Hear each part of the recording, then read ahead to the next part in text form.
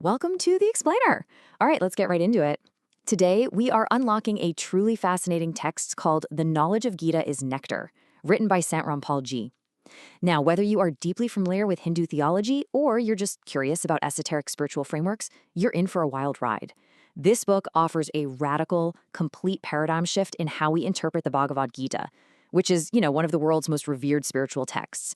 It totally flips the script on cosmic hierarchies, the true nature of God, and how we actually achieve salvation. We're going to impartially break down the source material today and see exactly how it reconstructs these ancient concepts.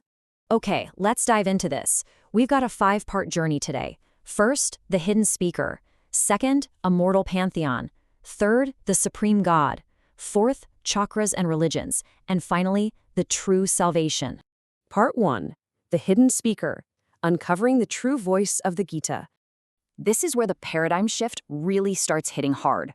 The text asks a question that challenges thousands of years of tradition right out of the gate. Did Krishna actually speak the Bhagavad Gita?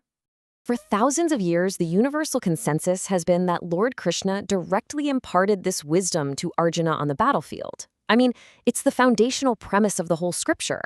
But Sant Rampalji's interpretation throws a major curveball. The text argues that a ghost-like entity named Kau, or Kshar Purush, actually possessed Krishna's body. According to this framework, Kal entered Krishna specifically to force the massive Kurukshetra war, and he essentially hijacked Krishna's physical form to deliver this specific, condensed spiritual knowledge. To back this up, the author points to a really striking moment in chapter 11, verse 46. When the speaker reveals his true, cosmic form, Arjuna literally cries out, "O one with 1,000 arms, I'm frightened. I am unable to tolerate this appearance of yours." Think about this logically for a second. Arjuna and Krishna were brothers-in-law. They were best friends. They had known each other forever. Why would Arjuna suddenly be terrified of him? The text uses this reaction as evidence that the terrifying, 1,000-armed Virat form Arjuna was seeing wasn't Krishna at all, but the possessing entity Kal. And there's some really specific scriptural backup provided here. First off, during the Gita, the speaker explicitly claims no one has ever seen this massive Virat form before. But, as the author points out, the Kauravas had already seen Krishna's Virat form in their assembly. So the speaker on the battlefield must be someone else entirely. Second, divine possession isn't some totally new, out-there concept in this theology. The Vishnu Puran actually describes gods entering the bodies of mortal kings like Puranjay to fight battles for them. And finally, my favorite point. In the Mahabharata, long after the war, Arjuna actually asks Krishna to repeat the wisdom of the Gita. Krishna replies that he can't because he simply forgot it. The author argues, hey, if you're the omniscient supreme God, do you just forget your own divine wisdom? The text says absolutely not, proving Krishna was just a vessel in that moment. Section 2. Immortal Pantheon, the Origins of the Gods.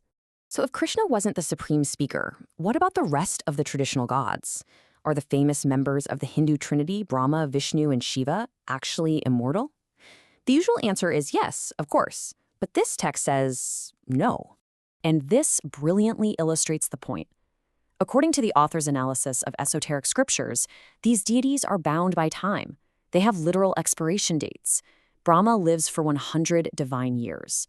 And to put that into perspective, just one day in a divine year is millions of human years. It is a scale that is almost impossible to wrap your head around. Vishnu lives 7 times longer than Brahma, for 700 divine years. And Shiva lives 7 times longer than Vishnu, hitting 4,900 divine years. So yes, they live for mind-bogglingly long times, but the key takeaway here, they eventually die and get reborn. Because they're trapped in the cycle of life and death, the text asserts they cannot be the ultimate creators. Well, if they're mortal beings that are born, who are their parents? The author interprets passages from the Devi Puran and Shiv Puran to claim that they do, in fact, have parents. Durga, also known as Prakriti, is identified as the mother of the universe, and the father of this trinity? That's Sadashiv, who is explicitly equated with Kal Brahm. Yep, that is the exact same ghost-like entity we just talked about, the one the text claims possessed Krishna. Section 3.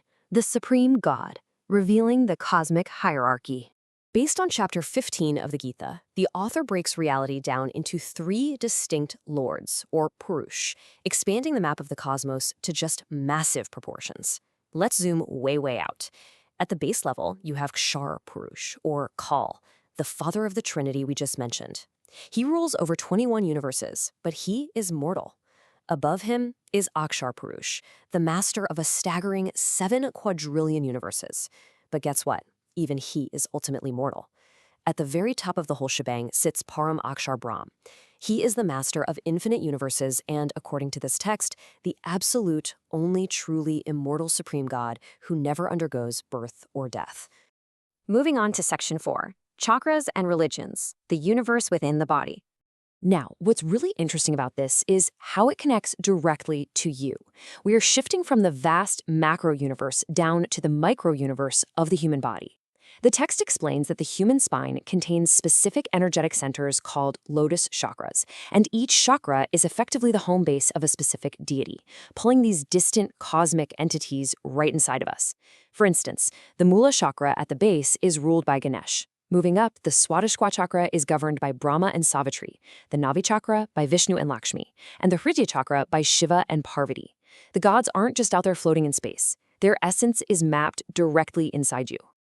As we go higher up into the head, we reach the Sahasrara lotus, along with some secret chakras above it.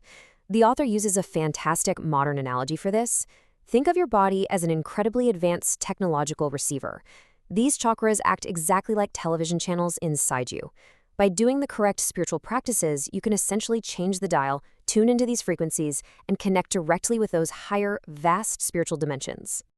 The text takes this concept of tuning in even further, mapping major world religious figures to these specific cosmic realms.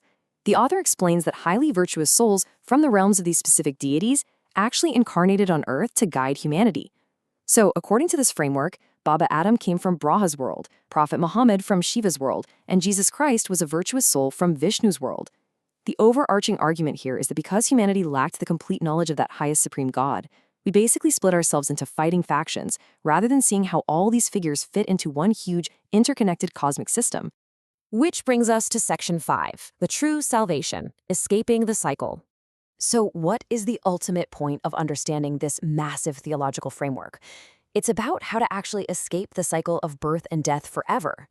Traditionally, a lot of people believe that meditating on the solitary mantra Om brings ultimate liberation. But the author says actually, no. Chanting Om only takes you to Brahmlok, which is the realm of Kal. It's a temporary heaven, meaning, eventually, you will be reborn into the material world. If you want true, permanent salvation, reaching the eternal realm of Satyalok where there is zero rebirth, the text argues you need a highly specific 3-part mantra indicated in the Gita, Om Tat Sat. Okay, but how do you actually get those mantras? It's not something you just read in a book.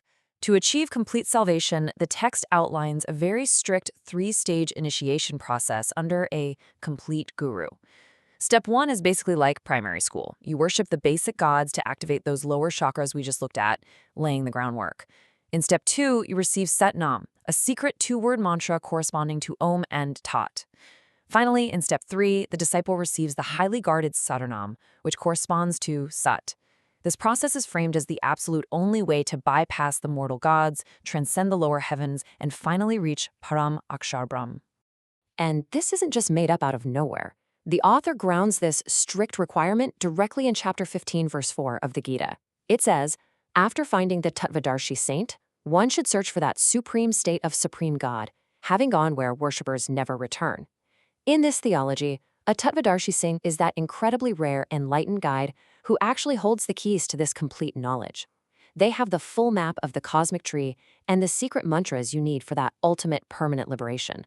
Once you go there, you never return to the suffering of the mortal world. So I want to leave you with something to really ponder. If the universe is a giant puzzle, what if we've been holding the pieces upside down this entire time? The interpretations in the knowledge of Gita is Nectar, challenge centuries of tradition. They ask us to reconsider the true voices behind ancient scriptures and the very structure of the heavens above us, and even within us. It's an absolutely fascinating look at how esoteric texts can totally reframe our understanding of ultimate reality. Thank you so much for joining me on this explainer today, and keep questioning, keep learning,